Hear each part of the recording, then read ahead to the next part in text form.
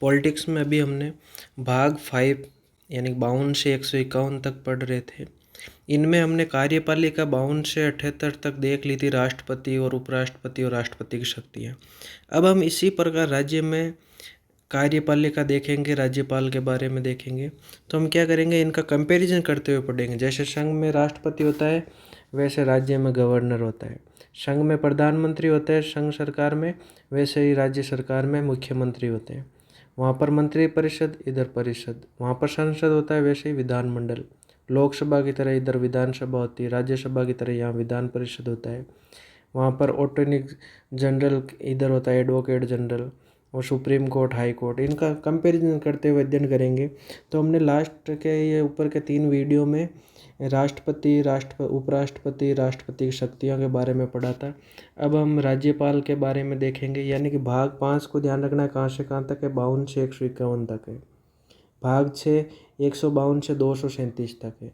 तो 52 से 78 तो संघ की कार्यपालिका है। 153 से 167 राज्य की कार्यपालिका है। अगर संघ की व्यवस्थापिका पूछे तो 79 से 123 तक है। राज्य की व्यवस्थापिका 168 से 213 तक है।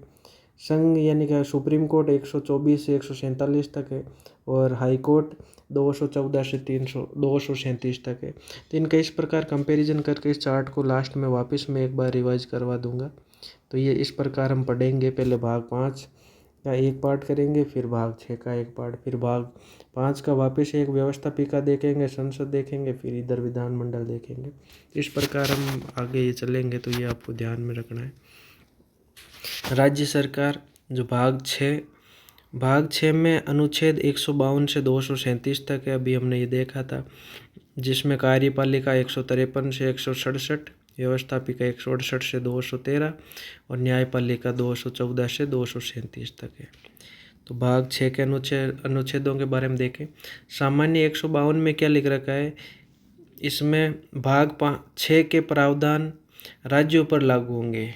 152 आर्टिकल क्या कहता है कि भाग 6 के प्रावधान राज्यों पर लागू होंगे, और कार्यपालिका होगी 153 से 167, व्यवस्थापिका होगी 168 से 213, न्यायपालिका यानी कि 214 से 237 होगी, हाई कोर्ट 214 से 231 और डिस्ट्रिक्ट कोर्ट 233 से 237 तक होगी। इस प्रकार ये व्यवस्था होगी। जो आप कंपैरिजन करोगे तो सिंपल सा जल्दी समझ में आएगा। सबसे पहले हम कार्यपालिका के बारे में जानेंगे। ये राज्य की कार्यपालिका 153 से 167, जिसमें सबसे पहले हम राज्यपाल को देखेंगे। अनुच्छेद 153 में क्या लिख रखा है कि प्रत्येक राज्य का एक राज्यपाल होगा। जैसे आर्टिकल 52 में हमने देखा था कि लिख रखा था भारत का एक राष्ट्रपति होगा, उसी प्रकार 153 में लिख रखा है प्रत्येक राज्य का एक राज्यपाल होगा। फिर यहाँ पर जो ये पेंसिल से लिख रखा है, इसका मतलब ये है कि ये बातें है तो सही जनरली, लेकिन संविधान में ये बातें नहीं लिख रखी है। जैसे यहाँ लिख रखा है, यहाँ हम जानते हैं 2 या अधिक राज्यों का एक व्यक्ति राज्यपाल हो सकता है, लेकिन इस अनुच्छेद में कोई ऐसी बात नहीं लिखी गई है। लेकिन फिर भी 2 या अधिक राज्यों का एक व्यक्ति राज्यपाल होता है या हो सकता है। फिर अनुच्छेद 154, राज्य की कार्यपालिका की शक्ति राज्यपाल में निहित होगी, और वे इसका प्रयोग संविधान के अनुसार स्वयं या अपने अधीनस्थ अधिकारियों के द्वारा करेगा। तो वहाँ पर हमने आर्टिकल 53 में देखा था कि संघ की कार्यपालिका की समस्त शक्तियाँ राष्ट्रपति में निहित होगी। वैसे यहाँ पर क्या लिख रखा है, राज्य की कार्यपालिका की समस्त शक्तियाँ राज्यपाल में निहित होगी, और इसका प्रयोग संविधान के अनुसार स्वयं भी कर सकता है और अपने अधीनस्थ अधिकारियों द्वारा करवाएगा। फिर ये पेंसिल से लिख रखा है, राज्य कार्यपालिका का संवैधानिक प्रमुख राज्यपाल होता है। वहाँ पर हमने देखा था राष्ट्रपति होता था। फिर ये वहाँ पर जैसे हमने देखा था संसदीय शासन का राष्ट्राध्यक्ष और शासनाध्यक्ष, राष्ट्रपति और प्रधानमंत्री, वैसे ही राज्य का अध्यक्ष और शासनाध्यक्ष। तो राज्याध्यक्ष कौन होता है, गवर्नर होता है, राज्यपाल होता है। शासनाध्यक्ष कौन होता है, मुख्यमंत्री होता है। ये नाममात्र, गवर्नर नाममात्र का होता है, ये वास्तविक रूप से शक्तियाँ मुख्यमंत्री को प्राप्त होती है। ये विधिक प्रमुख होता है, वो तथ्यत प्रमुख, मुख्यमंत्री तथ्यत प्रमुख होते हैं। इनको ड्यूजरिक हेड, गवर्नर को ड्यूजरिक हेड और इसका डिफेक्टो हेड, ये वहाँ पर भी हमने चर्चा की थी, तब मैंने बताया था। अनुच्छेद 155 में क्या लिख रखा है कि राज्यपाल की नियुक्ति राष्ट्रपति अपने हस्ताक्षर एवं मुद्रा सील मोहर सहित अधिपत्र यानी वारंट जारी करके करेगा। तो ये ध्यान रखना है कि राज्यपाल की नियुक्ति कौन करता है, राष्ट्रपति द्वारा की जाती है। कैसे, एक हस्ताक्षर और मुद्र सील लगी हुई, मोहर लगी हुई वारंट जारी होता है। राज्यपाल की नियुक्ति की सूचना कैबिनेट सचिव के माध्यम से राज्य में सबसे पहले सर्वप्रथम मुख्य सचिव को प्राप्त होती है और ये पढ़कर सुनाता है। फिर आर्टिकल 156 में क्या लिख रखा है, राज्यपाल राष्ट्रपति के प्रसाद पर्यंत तक पद धारण करेगा। यानी कि ये राज्यपाल का कार्यकाल के बारे में कि राष्ट्रपति जब तक चाहे तब तक रखेगा। ये अपने हस्ताक्षर से राष्ट्रपति को त्यागपत्र भी दे सकता है। तो राज्यपाल त्यागपत्र किसको देता है, तो ध्यान रखना है, राष्ट्रपति को देता है। उपर्युक्त प्रावधानों के अधीन रहते हुए राज्यपाल का सामान्यतः कार्यकाल 5 वर्ष का होगा, परंतु कार्यकाल समाप्त होने के बाद भी वह अपना उत्तराधिकारी के पद ग्रहण करने तक पद पर बना रहेगा। राज्यपाल को पद मुक्त करने से संबंधित प्रावधान या विधि का उल्लेख नहीं है, संविधान में नहीं है। तो ये ध्यान रखना इम्पोर्टेंट बात है। वहाँ पर राष्ट्रपति को महाभियोग के बारे में बात थी, लेकिन इसमें महाभियोग वगैरह से कोई बात नहीं है। फिर 157 राज्यपाल पद की योग्यता दे रखी है कि भारत का नागरिक हो, आयु 35 वर्ष पूर्ण हो। तो ध्यान रखना, राष्ट्रपति, उपराष्ट्रपति और राज्यपाल इनकी आयु 35 वर्ष है और उस राज्य का नहीं हो। ये कहीं संविधान में तो नहीं लिख रखा, लेकिन नॉर्मली उस राज्य के व्यक्ति को नहीं बनाते। 158 इसमें राज्यपाल के पद की शर्त लिख रखी है। शर्त क्या है कि संघ व राज्य के अधीन किसी भी सदन का सदस्य न हो, यानी सदस्य। शर्त का मतलब होता है कि अगर वैसा हो तो ठीक है, नहीं तो वो पद खाली माना जाएगा। जैसे अगर मान लो कोई संघ और राज्य के अधीन किसी सदन का सदस्य हो, तो जिस दिन राज्यपाल की वो शपथ लेगा तो उस टाइम से वो पद सदस्यता समाप्त हो जाएगी, अन्य कोई लाभ का पद धारण नहीं करेगा। फिर राष्ट्रपति की तरह इसी को भी दूसरी अनुसूची में उल्लेखित वेतन भत्ते प्रदान किए जाएंगे जो राज्य के संचित निधि कोष पर भारित होंगे। इम्पोर्टेंट क्वेश्चन है कि इनका राज्य के संचित निधि कोष पर भारित होंगे ये खर्चे, और इनमें कार्यकाल के दौरान कटौती नहीं की जाएगी। जैसे राष्ट्रपति के वेतन में हम कटौती नहीं कर सकते, वैसे ही राज्यपाल के वेतन में भी कटौती नहीं की जा सकती। लेकिन जो राज्यपाल ये रिटायरमेंट होते हैं, इनकी पेंशन कहाँ से मिलेगी, तो ये इम्पोर्टेंट ध्यान रखना, पेंशन भारत की संचित निधि कोष पर आधारित होगी, उस पर भारित होगी, ये ध्यान रखना। अगर राज्य की आपसे पूछा जाए वेतन भत्ते कहाँ पर भारित होंगे, तो ये राज्य सरकार के खजाने से दिया जाएगा, निधि कोष से। लेकिन उनकी पेंशन दी जाएगी ये भारत की संचित निधि कोष से दी जाएगी, ये ध्यान रखना इम्पोर्टेंट है, यहाँ पर कंफ्यूज होते हैं। एक व्यक्ति 2 या अधिक राज्यों का राज्यपाल है तो एक जो वेतन मिलेगा वो एक ही पद का मिलेगा, जिसका व्यय राष्ट्रपति निर्धारित करेगा कि किन अनुपात में उन राज्यों को द्वारा दिया जाएगा। तो ये भी इम्पोर्टेंट बात है कि एक व्यक्ति जब 2 या 2 से अधिक राज्यों का राज्यपाल है तो वेतन तो एक पद का मिलेगा, और कौन सा राज्य कितना अनुपात में देगा इसका निर्धारण राष्ट्रपति द्वारा किया जाएगा। फिर आर्टिकल 159 इसमें राज्यपाल पद की शपथ का प्रारूप दिया गया है तथा प्रावधान किया गया है कि राज्यपाल या राज्यपाल पद पर कार्य करने वाला व्यक्ति को राज्यपाल पद की तथा राज्य के कार्यों को निर्वहन करने वाले व्यक्ति को कार्य निर्वहन की शपथ उच्चतम न्यायालय हाईकोर्ट के मुख्य न्यायाधीश या उपस्थित वरिष्ठतम न्यायाधीश द्वारा शपथ दिलाई जाएगी। राज्यपाल संविधान व विधि के परिरक्षण, संरक्षण, प्रतिरक्षण व लोक कल्याण की शपथ लेता है।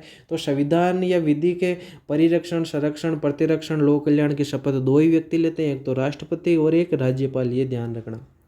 राज्यपाल की शपथ के समय राज्य का मुख्य सचिव राष्ट्रपति द्वारा जारी नियुक्त जो अधिपत्र यानी वारंट को पढ़कर सुनाता है, ये इम्पोर्टेंट बात है कि कौन सुनाता है, तो मुख्य सचिव।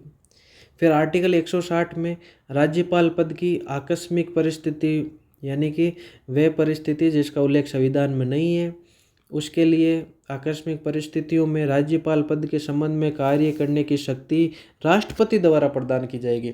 यहाँ पर इम्पोर्टेंट है, देखो हमने आर्टिकल 76 में बात की थी, तब राष्ट्रपति से जो राष्ट्रपति के पद की जो आकस्मिक परिस्थिति थी उसमें यानी कि राष्ट्रपति का कार्य कैसे किया जाएगा वो संसद को शक्ति दे रखी थी। लेकिन राज्यपाल पद के जो आकस्मिक परिस्थितियाँ उत्पन्न होगी, यानी संविधान में जो कोई उल्लेख नहीं हो उसके बारे में, अगर पद के बारे में ऐसी कोई समस्या आ जाए तो उसकी शक्ति किसको दी गई है, राष्ट्रपति को दी गई है। तो इम्पोर्टेंट है, इनमें कन्फ्यूज नहीं होना है। यहाँ पर राज्यपाल की मृत्यु या त्यागपत्र या बर्खास्त करने की स्थिति में पद खाली होने के संबंधित हाईकोर्ट का मुख्य न्यायाधीश या उपस्थित वरिष्ठतम न्यायाधीश द्वारा राज्यपाल पद के कार्यों का निर्वहन करा जाएगा। फिर आर्टिकल 161 में राज्यपाल द्वारा राज्य कार्यपालिका की शक्ति के विस्तार तक, कहाँ तक, राज्य कार्यपालिका की शक्ति के विस्तार तक किए गए किसी भी अपराध के लिए किसी भी व्यक्ति की सजा को कम या माफ़ करना। यानी कि 161 में क्या दे रखा है कि राज्यपाल कोई अपराध किया है तो कहाँ पर किया है, राज्य कार्यपालिका की शक्ति तक के विस्तार तक अगर कोई अपराध हुआ है तो उसको कम भी कर सकता है और माफ़ भी कर सकता है। ध्यान रखना, विस्तार राज्य कार्यपालिका यानी कि राज्य सूची और समवर्ती सूची, ये दो। और यहाँ पर एक इम्पोर्टेंट बात ये ध्यान रखनी है, मृत्युदंड को माफ़ नहीं कर सकता राज्यपाल, कम जरूर कर सकता है लेकिन माफ़ नहीं कर सकता। कम का मतलब ऐसा नहीं है कि मृत्युदंड आधा, यानी कि उसको कंप्लीटली माफ़ नहीं कर सकता, उसकी सज़ा को कम करके दूसरी सज़ा में, जैसे वहाँ पर हमने पढ़ा था माफ़ का मतलब पूरा समय उसको पूरे ऐसे अपराधी घोषित कर दिया जाए। विराम, प्रतिलम, परिहार, लघुकरण, ये 4-5 टर्म वहाँ देखी थी, एज इट इज है वही है। मृत्युदंड को राज्यपाल कम तो कर सकता है परंतु माफ़ नहीं कर सकती, देख लिया था। और नहीं ही कोई संघीय सूची से संबंधित अपराध की सजा को कम कर सकता है। तो ध्यान रखना है दो चीज़, एक तो मृत्युदंड को वो माफ़ नहीं कर सकता, और कोई अपराध ऐसा हुआ है जो संघीय सूची से संबंधित है तो उस अपराध के लिए सजा को कम या माफ़ नहीं कर सकता। जैसे मान लो कोई सेना का न्यायालय द्वारा दिया गया दंड है तो उसको राज्यपाल माफ़ नहीं कर सकता। फिर आर्टिकल 162 में राज्यपाल की शक्तियाँ वहाँ तक होगी जहाँ तक राज्य कार्यपालिका शक्ति का विस्तार है, यानी कि राज्य सूची और समवर्ती सूची, यहाँ तक राज्यपाल की शक्तियाँ होगी। फिर हम राज्यपाल की शक्तियों के बारे में देखेंगे कि कार्यपालिका से संबंधित राज्यपाल को क्या क्या शक्तियाँ प्राप्त है। तो आर्टिकल 154 क्या कहता है, राज्य की कार्यपालिका की समस्त शक्तियाँ राज्यपाल में निहित होती है, ऊपर हमने देखा ही था। आर्टिकल 164 क्या कहता है कि मुख्यमंत्री, सीएम का मतलब मुख्यमंत्री, व मंत्रियों की नियुक्ति राज्यपाल द्वारा की जाएगी। किनकी, मुख्यमंत्री और मंत्रियों की नियुक्ति कौन करेगा, राज्यपाल करेगा।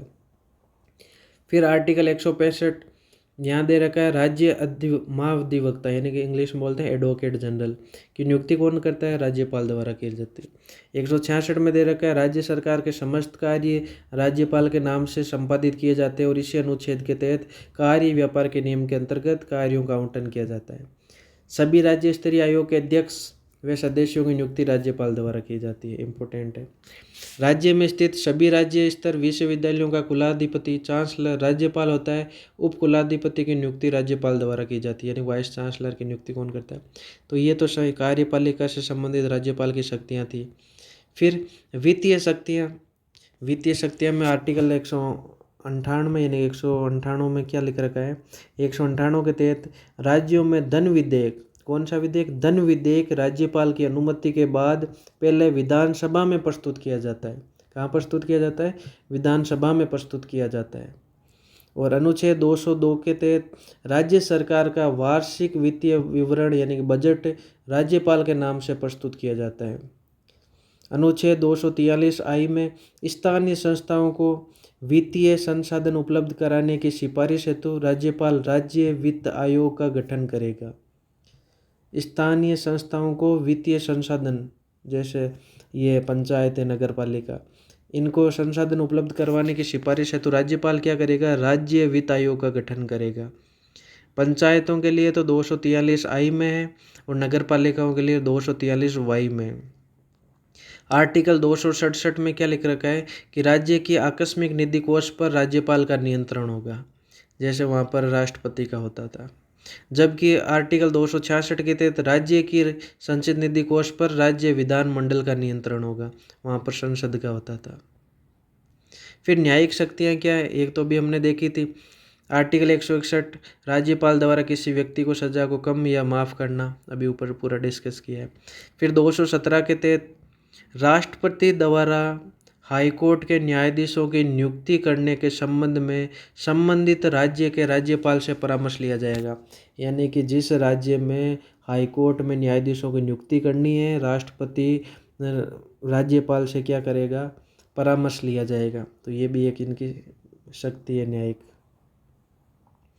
फिर आर्टिकल 219 के तहत हाईकोर्ट के न्यायाधीशों को पद की शपथ राज्यपाल या राज्यपाल द्वारा नामित व्यक्ति द्वारा दिलाई जाती है। इम्पोर्टेंट ध्यान रख लेना, 219 हाईकोर्ट के न्यायाधीशों के पद को शपथ कौन दिलाता है, राज्यपाल या राज्यपाल द्वारा नामित व्यक्ति। ये इंपॉर्टेंट क्वेश्चन है, राष्ट्रपति करके मत आ जाना, यहाँ पर राज्यपाल दिलाता है। 233 आर्टिकल 233 के में क्या लिख रखा है, राज्यपाल द्वारा जिला न्यायाधीशों की नियुक्ति। यानी कि जिलों में जो न्यायाधीश हैं उनकी नियुक्ति कौन करेगा, राज्यपाल करेगा। फिर विधायी शक्ति क्या है, आर्टिकल 168 में लिख रखा है, प्रत्येक राज्य का एक विधानमंडल होगा, राज्यपाल विधानमंडल का अभिन्न अंग होगा। जैसे राष्ट्रपति संसद का अभिन्न अंग होता था, वैसे राज्यपाल विधानमंडल का अभिन्न अंग होगा। फिर 333 के तहत राज्यपाल विधानसभा में एंग्लो इंडियन सदस्यों को उचित प्रतिनिधित्व प्राप्त नहीं होने की स्थिति में एक एंग्लो इंडियन सदस्य को विधानसभा में मनोनीत कर सकता है। जैसे 331 के तहत राष्ट्रपति लोकसभा में 2 को करता है, वैसे ही राज्यपाल विधानसभा में एक एंग्लो इंडियन को कब, जब उचित प्रतिनिधित्व एंग्लो इंडियन को प्राप्त नहीं होगा तो एक एंग्लो इंडियन सदस्य को विधानसभा में मनोनीत कर सकता है। फिर आर्टिकल 171 के तहत राज्यपाल विधान परिषद की कुल सदस्य संख्या के 1/6 सदस्यों को मनोनीत करता है, जो कला, साहित्य, विज्ञान, समाज सेवा एवं सहकारिता क्षेत्र से विशेषज्ञ हो उनके मनोनीत कर सकता है। वहाँ पर तो जो राष्ट्रपति होता था 12 राज्यसभा सदस्यों की नियुक्ति मनोनीत करता था। वैसे ही 171 के तहत राज्यपाल विधान परिषद के कुल सदस्य संख्या का 1/6 सदस्यों को मनोनीत करता है। जहाँ पर विधान परिषद है ये वहाँ पर लागू होगा, ये ध्यान रखना। आर्टिकल 174 के तहत राज्यपाल जी का मतलब गवर्नर को हिंदी में राज्यपाल कहते हैं। राज्यपाल विधानमंडल के अधिवेशन यानी कि सत्र को आयोजित करवाता है और इसका 17वां यानी समापन करवाता है। जैसे राष्ट्रपति की ये शक्ति थी, वैसे ये विधानमंडल में राज्यपाल को शक्ति है। मुख्यमंत्री की सिफारिश पर राज्यपाल विधानसभा को भंग भी कर सकता है, विधानसभा को भंग कर सकता है, ये ध्यान रखना। जैसे प्रधानमंत्री की सिफारिश पर राष्ट्रपति लोकसभा को करता है।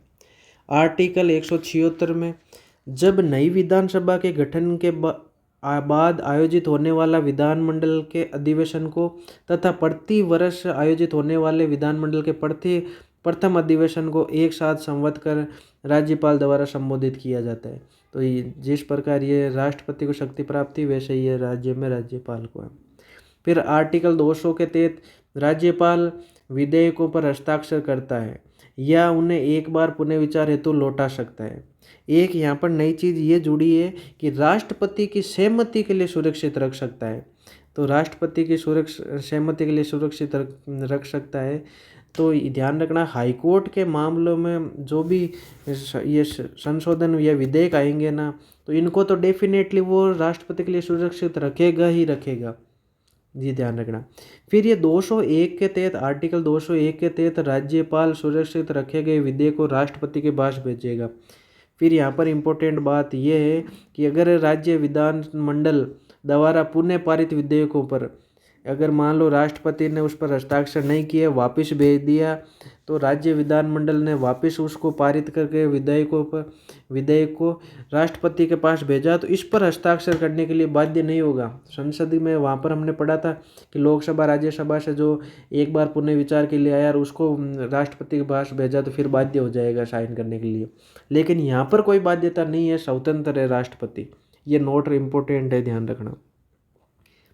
फिर आर्टिकल 213 के तहत गवर्नर विधानमंडल के विश्रांति काल में अध्यादेश जारी कर सकता है। जैसे राष्ट्रपति को अध्यादेश जारी करने की शक्ति है, वैसे ही इसको भी राज्यपाल को भी विश्रांति काल में अध्यादेश जारी करने की शक्ति है। फिर अध्यादेश को विधानमंडल की आगामी बैठक की प्रथम तिथि के 6 सप्ताह तक लागू रखा जा सकता है। 6 सप्ताह तक लागू रखा जा सकता है। अध्यादेश को राज्यपाल किसी भी समय वापस भी ले सकता है, ये भी ध्यान रखना। आपातकालीन शक्ति राज्यपाल को प्राप्त नहीं है। आपातकालीन शक्ति केवल राष्ट्रपति के पास है। लेकिन यहाँ पर आप इतना सा कह सकते हो कि 356 जो आर्टिकल है उसमें के संबंध में प्रतिवेदन जो भेजता है राज्य से, वो राज्यपाल द्वारा दिया जाता है। फिर महावीर प्रसाद शर्मा ने क्या कहा है कि राज्यपाल के बारे में, कि राज्यपाल को आपातकालीन शक्ति से रहित राष्ट्रपति कहा है। इन्होंने ये पूछा जा सकता है राज्यपाल को आपातकालीन शक्तियों से रहित राष्ट्रपति किसने कहा है? महावीर प्रसाद शर्मा ने कहा है। सरोजनी नायडू ने क्या कहा है कि राज्यपाल सोने के पिंजरे में निवास करने वाली चिड़िया की संज्ञा दी है इनको। ठीक है, ये 2 स्टेटमेंट ध्यान रखना। फिर स्वतंत्र भारत की प्रथम महिला राज्यपाल कौन थी? स्वतंत्र भारत की पूछे तो सरोजनी नायडू थी, जो 1947 से 1949 के बीच में। स्वतंत्र भारत की प्रथम महिला राज्यपाल सरोजनी नायडू। गणतंत्र भारत की प्रथम महिला, गणतंत्र का मतलब जब 26 जनवरी 1950 को संविधान लागू हुआ था, उसके बाद में जो भी बनेगा वो गणतंत्र भारत का कहलाएगा। इस टाइम को गणतंत्र भारत की प्रथम महिला राज्यपाल कौन थी? तो ये थी पद्मजा नायडू। ये इनकी सरोजनी नायडू की बेटी थी। 1956 से 1967 वेस्ट बंगाल की बनी, और जो सरोजनी नायडू बनी थी ये उत्तर प्रदेश की बनी। वर्तमान में महिला राज्यपाल, तो ये वर्तमान में ध्यान रखना कुछ चेंज भी आए हैं, तो इनको एक बार देख लेना कौन सी वर्तमान में है या नहीं है, नेट पर सर्च करना आप। तो इनके बारे में काफ़ी तो वही है, अभी ज़्यादा भी पुराने नहीं है नोट्स। 1 साल में जो भी ये 6 महीने में कुछ चेंज हुआ तो देख लेना, नहीं हुआ तो ये तो है ही है। राज्य के प्रथम राज्यपाल गुरुमुख निहाल सिंह। राजस्थान के प्रथम राज्यपाल कौन थे? गुरुमुख निहाल सिंह थे, और सबसे ज़्यादा कार्यकाल ही इनका ही है। राजस्थान की प्रथम महिला राज्यपाल प्रतिभा पाटिल है, और वैसे प्रभा फिर राव बन गई, फिर मार्गरेट आल्वा भी बन चुकी है। रघुकुल तिलक ये 8 अगस्त 1981 को राष्ट्रपति नीलम संजीव रेड्डी द्वारा बर्खास्त किए गए। तो ध्यान रखना एकमात्र ऐसे जो राज्यपाल जो बर्खास्त किए गए ये कौन से थे? रघुकुल तिलक। मिलाप चंद्र जैन सबसे कम कार्यकाल इनका राज्यपाल के रूप में। पद से त्यागपत्र देने वाले राज्यपाल मदन लाल खुराना। वर्तमान राज्यपाल ये आप एक बार देखना, कलराज मिश्र तो नहीं है, चेंज हो गए हो। पद पर रहते हुए मृत्यु को प्राप्त राज्यपाल, जिनकी राज्यपाल पर पद पर रहते हुए मृत्यु हुई है, तो कौन कौन के हैं? दरबार सिंह, निर्मल चंद्र सेन, शैलेंद्र कुमार सिंह, प्रभा राव। फिर भी 1-2 और देख लेना, आगे 1-2 ऐड होंगे। फिर ये मुख्यमंत्री और मंत्रिपरिषद बाद में देखेंगे।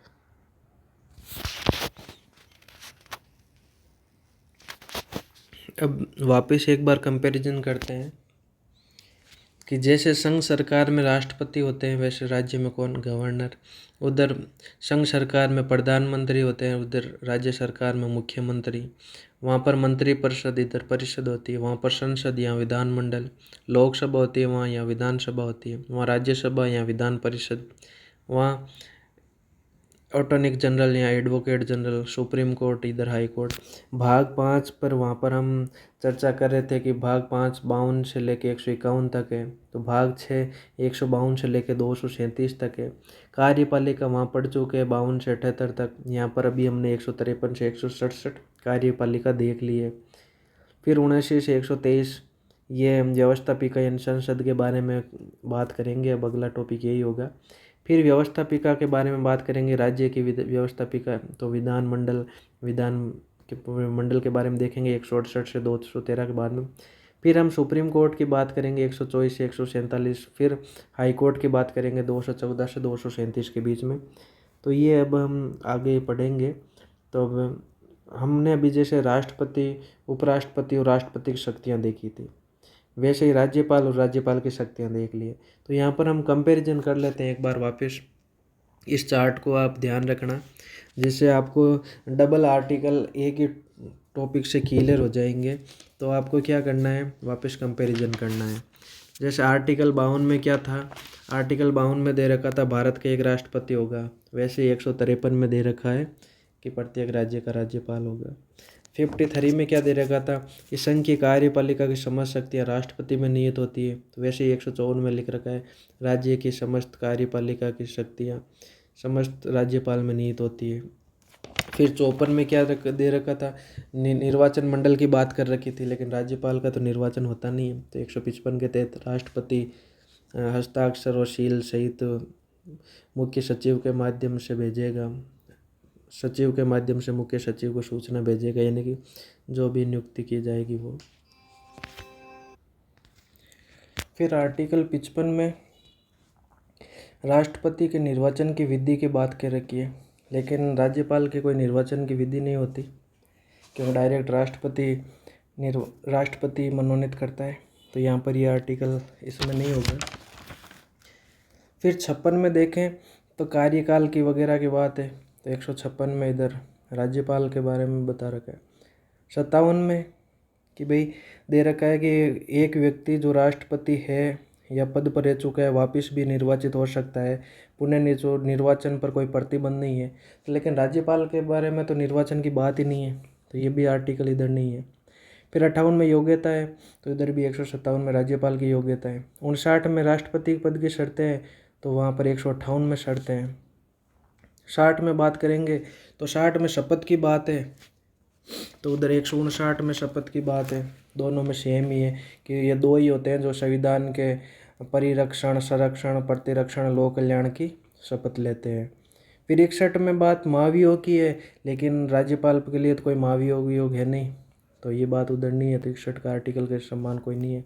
फिर 62 में देखेंगे तो नए राष्ट्रपति के चुनाव कार्यकाल समाप्त होने से पहले ही करवा लिया जाएगा, ऐसी बात लिख रखी है, लेकिन यहाँ पर तो चुनाव ही नहीं होता है, तो 62 भी नहीं होता। 63 से लेकर 69 तक हमने उपराष्ट्रपति को देखा है, लेकिन उपराज्यपाल जैसा कुछ है नहीं, राज्यों में केवल राज्यपाल ही होता है, तो ये इधर इनसे रिलेटेड कोई इधर नहीं है। फिर 70 में हमने क्या देखा था, राष्ट्रपति की आकस्मिक परिस्थितियों की बात थी, वैसे ही 160 में राज्यपाल के पद से संबंधित आकस्मिक परिस्थितियों की बात है। 71 में हमने देखा था राष्ट्रपति का जो भी चुनाव के विवाद हैं तो वो सुप्रीम कोर्ट द्वारा जांच की जाती है, लेकिन यहाँ पर तो कोई चुनाव ही नहीं होगा तो विवाद क्या होना है। तो फिर देखेंगे 72 में राष्ट्रपति को माफ़ करने की शक्ति दे रखी है कि भाई राष्ट्रपति जो संघ की कार्यपालिका तक माफ़ करेगा, वैसे ही 161 में राज्यपाल को माफ़ करने की बात कर रखी है। 73 में लिख रखा है राष्ट्रपति की शक्तियाँ वहाँ तक होगी जहाँ तक संघ की कार्यपालिका शक्ति का विस्तार है, वैसे ही 162 में लिख रखा है राज्यपाल की शक्ति वहाँ तक होगी जहाँ तक राज्य की कार्यपालिका शक्ति का विस्तार है। फिर हम देखेंगे कौन सा 74 में क्या दे रखा है, ये मंत्री परिषद से रिलेटेड है, जब हम पढ़ेंगे तो वापस हम कंपैरिजन के द्वारा देख लेंगे कि 74 100 ये मंत्री और मंत्री परिषद की बात है। 74 में मंत्री परिषद के बारे में बता रखा है। फिर 75 में प्रधानमंत्री वगैरह के बारे में बात है, तो ये जब प्रधानमंत्री मुख्यमंत्री की देखेंगे तब ये 74 से लगा के 79 तक देख लेंगे, इधर 161 से 168 देखेंगे। अभी तो हम कार्यपालिका की शक्ति, न्यायिक शक्तियाँ, वित्तीय शक्तियाँ जो हमने चर्चा कर रखी है उनका कंपैरिजन देख रहे हैं कि जैसे 53 में राष्ट्रपति को शक्ति है कि 53 के तहत संघ की कार्यपालिका की समस्त शक्तियाँ राष्ट्रपति में निहित होगी, वैसे 154 में राज्यपाल की बात कर रखी है कि राज्यपाल की राज्य की कार्यपालिका की समस्त शक्तियाँ राज्यपाल में निहित होगी। वैसे 75 में प्रधानमंत्री और मंत्री की नियुक्ति राष्ट्रपति द्वारा की जाती है, वैसे 164 में लिख रखा है मुख्यमंत्री और मंत्रियों की नियुक्ति कौन करेगा, राज्यपाल करेगा। 76 में अटॉर्नी जनरल की बात करें कि उनकी नियुक्ति राष्ट्रपति करेगा, तो 166 में लिख रखा है एडवोकेट जनरल की नियुक्ति राज्यपाल करेगा। फिर 155 में राज्यपाल की नियुक्ति राष्ट्रपति द्वारा की जाती है, तो यहाँ पर राज्यपाल तो किसी की नियुक्ति ऐसे है नहीं कि जिसकी नियुक्ति करे, तो राज्यपाल के लिए ऐसी शक्ति नहीं है। फिर 239 में लिख रखा है संघ शासित क्षेत्रों का प्रशासन राष्ट्रपति के नाम से संपादित किया जाएगा, तो इससे रिलेटेड राज्यपाल के पास कोई। फिर जो भी राष्ट्रीय स्तर के आयोग हैं उनकी नियुक्ति राष्ट्रपति करता है। फिर न्यायिक शक्तियाँ में देखेंगे तो 72 में तो क्षमा करने की शक्ति दे रखी है राष्ट्रपति को, वैसे ही 161 में क्षमा करने की शक्ति राज्यपाल को दे रखी है। फिर 124 में सुप्रीम कोर्ट के मुख्य न्यायाधीश और अन्य न्यायाधीश की नियुक्ति के बारे में बता रखा है और पद मुक्ति के बारे में बता रखा है। लेकिन जो राज्यपाल होता है वो किसी हाई कोर्ट के ध्यान रखना नियुक्ति उक्ति नहीं करता। हाई कोर्ट वालों की नियुक्ति कौन करता है? 217 के तहत हाई कोर्ट के न्यायाधीशों की नियुक्ति और मुक्ति राष्ट्रपति द्वारा की जाती है। और 219 में क्या दे रखा है? 219 में लिख रखा है कि जो हाई कोर्ट के न्यायाधीशों को शपथ राज्यपाल या राज्यपाल द्वारा नामित व्यक्ति द्वारा दिलाई जाएगी। 143 में राष्ट्रपति के पास शक्ति है कि वो सुप्रीम कोर्ट से सलाह लेने वाली कि 26 जनवरी 1950 से पहले के मामले वाली बात जब हम की थी और बाद के मामले के 143 पढ़ा था, वो शक्ति राष्ट्रपति को है, राज्यपाल को सलाह वल्लाह लेनी नहीं है। फिर 233 में प्रावधान किया गया है कि जो जिला न्यायाधीश हैं डिस्ट्रिक्ट कोर्ट, उनके न्यायाधीशों की नियुक्ति राज्यपाल द्वारा की जाती है। तो ये इंपॉर्टेंट ध्यान रखना, इधर ये राष्ट्रपति जिला न्यायाधीशों की नियुक्ति वगैरह नहीं करता। तो ये केवल 233 राज्यपाल को शक्ति प्राप्त है। करोश का मतलब यहाँ पर ये नहीं है। फिर वित्तीय शक्तियाँ देखें तो 109 में क्या लिख रखा है कि धन विधेयक राष्ट्रपति की अनुमति से लोकसभा में प्रस्तुत किया जाएगा। वैसे ही 198 में लिख रखा है कि धन विधेयक राज्यपाल की अनुमति से विधानसभा में प्रस्तुत किया जाएगा। फिर 112 में लिख रखा है कि भारत सरकार का वार्षिक वित्तीय विवरण बजट यानी राष्ट्रपति के नाम से प्रस्तुत होगा। वैसे ही 202 में लिख रखा है कि राज्य सरकार का वार्षिक वित्तीय विवरण बजट राज्यपाल के नाम से प्रस्तुत होगा। फिर 280 में लिख रखा है कि राज्यों में राजस्व वितरण करने तथा राज्यों को अनुदान देने की सिफारिश करने हेतु प्रत्येक 5 वर्ष बाद वित्त आयोग का गठन करेगा राष्ट्रपति को ये शक्ति है। तो वैसे ही 243 आई और वाई में हमने देखा था पंचायतों को और नगर पालिकाओं को संसाधन उपलब्ध कराने के लिए ये शक्ति राज्यपाल के पास है। 267 के तहत राज्य वित्त आयोग का गठन कराएगा। फिर 266 हमने देखा है। 266 में क्या था? 267 में पहले तो कि भारत सरकार की आकस्मिक निधि कोष पर राष्ट्रपति का नियंत्रण होता है। वैसे 267 में बात लिख रखी है कि राज्य सरकार की आकस्मिक निधि कोष पर राज्यपाल का नियंत्रण होगा। 266 में क्या लिख रखा है कि संचित निधि कोष संसद का नियंत्रण होगा। वैसे ही राज्यों में भी संचित निधि कोष पर विधान मंडल का नियंत्रण होगा, ये ध्यान रखना है आपको। फिर विधायी शक्तियाँ देखी थी हमने। 79 में विधायी शक्तियों में क्या लिख रखा है कि भारत की एक संसद होगी जो राज्यसभा लोकसभा राष्ट्रपति से मिलकर बनेगी, राष्ट्रपति संसद का अभिन्न अंग होगा। वही बात 168 में लिख रखी है कि जो विधान मंडल होगा जिसमें लोकसभा विधानसभा विधान परिषद और राज्यपाल होगा, राज्यपाल विधान मंडल का अभिन्न अंग होगा। फिर 80 में लिख रखा है कि राज्यसभा में 12 सदस्यों की मनोनीत राष्ट्रपति द्वारा किया जाएगा। यही बात 71 में लिख रखी है। यहाँ पर 71 नहीं है, 171 है, जहाँ पर लिख रखा है विधान परिषद में 1/6 सदस्यों को राज्यपाल मनोनीत करेगा। ये 71 गलत है। 71 तो हमने 72 से पहले पढ़ रखा है। 71 में तो अलग बात लिख रखी है, ये वाली नहीं है। तो यहाँ पर ध्यान रखना 171 है। ये 1 शायद इस लाइन को लेने से ये उसके नीचे आ गया है। फिर 331 के तहत 2 एंग्लो इंडियन की नियुक्ति राष्ट्रपति करता है।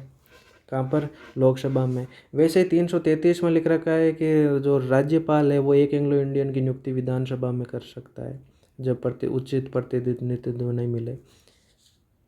ऐसे ही 85 में लिख रखा है कि राष्ट्रपति संसद के अधिवेशन को आहूत यानी आयोजित करवाएगा, उनका 17वें यानी समापन करेगा। वही बात 174 में लिख रखी है, राज्यपाल जो विधान मंडल है उसके अधिवेशन को आहूत करवाएगा और उनका समापन यानी कि 17वें करवाएगा। जो बात 87 में लिख रखी है कि राष्ट्रपति नई लोकसभा के गठन के बाद आयोजित होने वाले सदन के दोनों सदनों के प्रथम अधिवेशन को तथा प्रत्येक वर्ष आयोजित होने वाले प्रथम अधिवेशन को एक साथ समवेत करके संबोधित करेगा। वही बात 176 में लिख रखी है कि राज्यपाल नई विधानसभा के गठन के बाद आयोजित होने वाले जो भी सदन के दोनों सदन या जो भी है उनको प्रथम अधिवेशन होगा, जहाँ पर मान लो विधानसभा और विधान परिषद है वहाँ पर तो दोनों सदन को एक साथ अधिवेशित एक साथ संबोधित करेगा। और जहाँ पर विधानसभा ही है तो उस विधानसभा के प्रथम अधिवेशन को और प्रत्येक वर्ष आयोजित होने वाले प्रथम अधिवेशन को एक साथ संवेद करके संबोधित करेगा। अगर दो है तो दोनों को इकट्ठा करके संबोधित करेगा, और एक है तो उसको एक तो गठन के टाइम और एक प्रत्येक वर्ष, ये ध्यान रखना। फिर 111 में क्या लिख रखा है कि राष्ट्रपति विधेयक पर हस्ताक्षर करता है और पुनः विचार हेतु भेज भी सकता है, ये अपनी सहमति के लिए सुरक्षित भी रख सकता है। फिर हमने 3 देखे थे, 24वां संविधान संशोधन, 42वां, 44वां। वैसी बात 200 में और 201 में लिख रहे। 200 में तो ये लिख रखा है कि जो राज्यपाल होगा वो भी हस्ताक्षर वगैरह करेगा, उसके पास भी। फिर 201 में ये है कि जो भी वो राज्यपाल राष्ट्रपति के लिए जिसको विधेयक को सुरक्षित रखेगा तो 201 के तहत वो राष्ट्रपति के पास भेजेगा। और 123 में राष्ट्रपति को अध्यादेश जारी करने की, विश्रांति काल के दौरान अध्यादेश जारी करने की शक्ति प्राप्त है। वैसे ही 213 के पास राज्यपाल के पास भी विश्रांति काल में अध्यादेश जारी करने की शक्ति प्राप्त है। फिर 108 में जो राष्ट्रपति साधारण विधेयक और वित्त विधेयक के संबंध में दोनों सदनों में अगर 6 माह का कोई टकराव चल रहा है, मतभेद चल रहा है, बरकरार रहने की स्थिति में दोनों सदनों के संयुक्त बैठक बुलाता है, जिसकी अध्यक्षता 118 के तहत लोकसभा अध्यक्ष करता है। ऐसी बात हमने पढ़ी थी, लेकिन ये संयुक्त अधिवेशन वाली बात राज्यपाल के पास नहीं है। और एक ध्यान रखना, जो सैन्य शक्ति है वो भी राज्यपाल को प्राप्त नहीं है, केवल राष्ट्रपति को प्राप्त है। सैन्य या कूटनीति की आपातकालीन शक्ति भी केवल राष्ट्रपति के पास है, राज्यपाल के पास नहीं है। ये इम्पोर्टेंट था। हमने पहले राष्ट्रपति, उपराष्ट्रपति, राष्ट्रपति की शक्तियाँ पढ़ी, फिर हमने राज्यपाल पढ़ा, फिर इन दोनों का कंपैरिजन किया, फिर इन दोनों को ये चार्ट याद रख लोगे तो जो आपका कन्फ्यूजन नहीं होगे कि संघ सरकार और राज्य सरकार में और एक जगह सेम आर्टिकल उनकी केवल लैंग्वेज में आपको ध्यान रखना है। जो ऊपर वाले ये टर्म है, एक की जगह दूसरे को रिप्लेस करके करना है।